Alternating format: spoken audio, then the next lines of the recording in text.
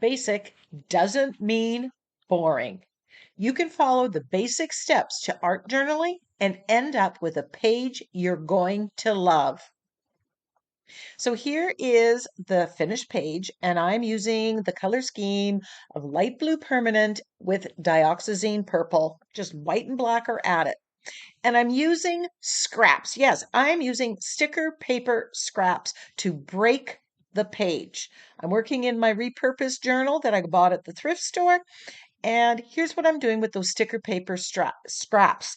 I am just ripping it and sticking it on the page to break the page. Some of it has text on it because that's what was on it when I used it. And I'm just putting this down. I did learn that it is easier to peel off the backing and then rip it. It goes a little bit faster, so there's a handy tip for you. But I'm just putting this on. I'm layering some up, and I know that this is going to add texture and pattern to my background. And it's absolutely free. It's something that you would have been throwing away. So I can see myself just, sitting in front of the TV, binge watching or listening to my audiobook and ripping a bunch of these and then just breaking the pages. And each page would be developed differently.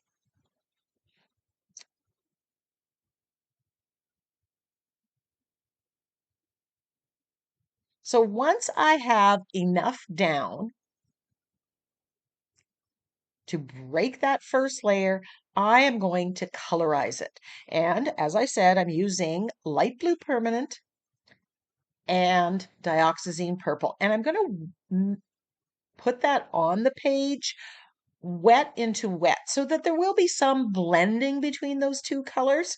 And I know because they're close to each other on the color wheel, they're not going to make mud. They're going to make a pleasant color that I like. I do wet my makeup sponge here a little bit just to make it go a little smoother.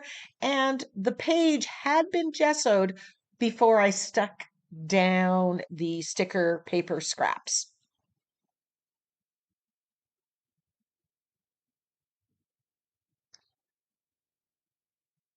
So if you are following steps, limiting your color palette is always a good idea. Sometimes less is more. And you can see how that texture from the sticker paper scraps is coming through. And you can also see how the two colors are blending on the page. Using the makeup sponge and blending it wet and wet also adds another bit of texture, visual texture to the page. So here I've done very little, and I already have the beginnings of a interesting background.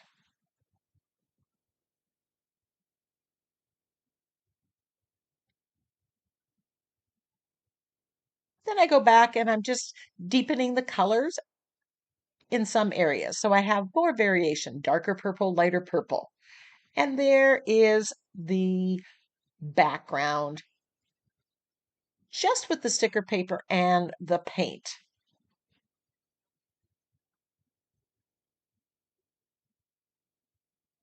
Look at that texture. Now I'm going to stencil with white, and I'm using a fairly small scale stencil. This one's called Screen View from the Crafter's Workshop. I love it. It's a good basic one. And I'm going to put this in areas. Using white here provides contrast. It also lightens and brightens the page a little bit, which I want to do.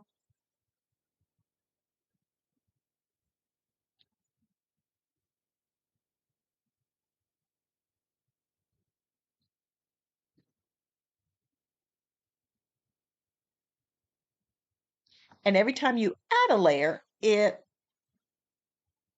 pushes back what was behind it. Now since I'm done with the white, I'm going to stamp with black. And this is a stamp from Stamperia. I'll link the set that it comes from. I love this circular stamp, and I'm putting black acrylic paint on the stamp and stamping with that. I prefer that to the archival ink. I find it's a lot bolder.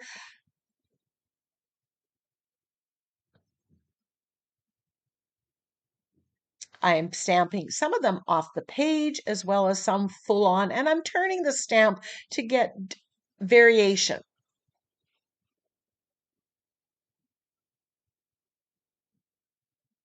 As you can see, I'm applying the acrylic paint with the makeup sponge. Sometimes I use a brayer, sometimes I grab a makeup sponge. Both work. Try both and see which works best for you. So we've stenciled with white and we're stamping with black.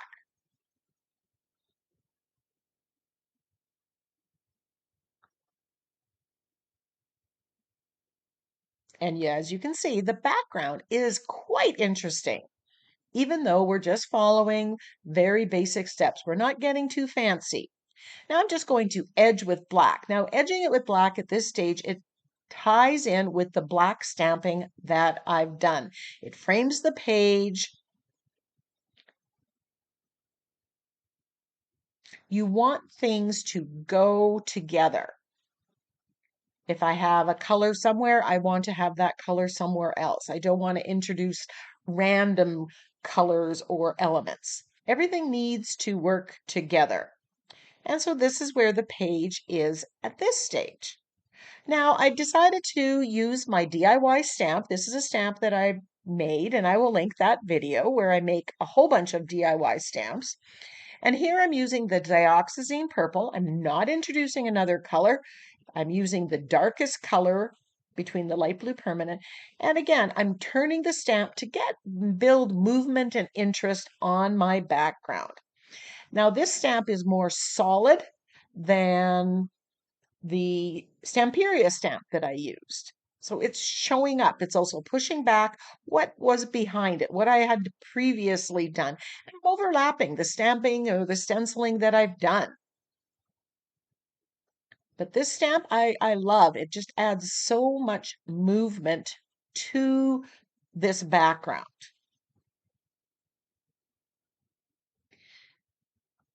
Now, as a focal image, I go to supercoloring.com and I print off this free printable. I sized it with my printer to the size I want for the page. I use my X-Acto knife and scissors to cut it out, but you don't need to watch me do that. And then I'm just gluing it down with my fluid matte medium.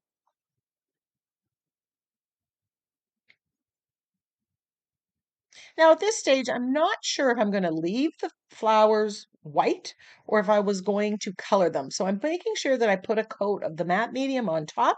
That's going to make it easier to colorize it later if I choose to. This comes from my Courage sentiment pack, What's Holding You Back, or the Just Breathe. And I'm auditioning both of these to see which one I like best with the composition that I've got going on. I'm visual. I need to see it. I need to try it out for size.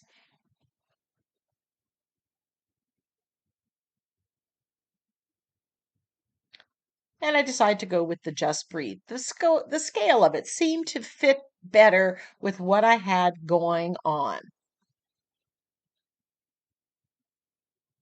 I also chose that floral pattern because of that botanical DIY stamp that I used.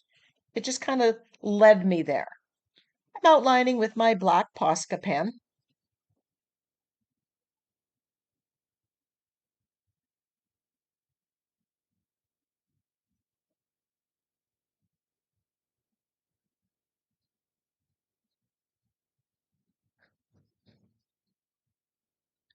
And then I decide to do a sketchy line all the way around the outside of the page or the edge of the page as well, just to add just one more element.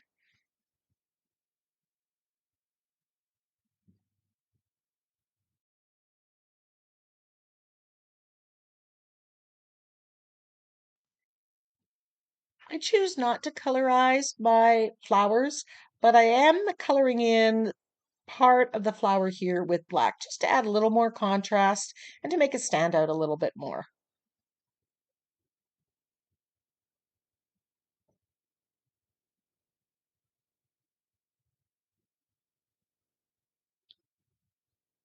And then I'm just replacing some of the black lines that I inadvertently cut off.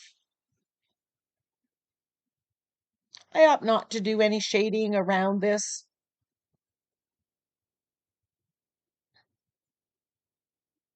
as I was quite happy with how it was standing out from the background.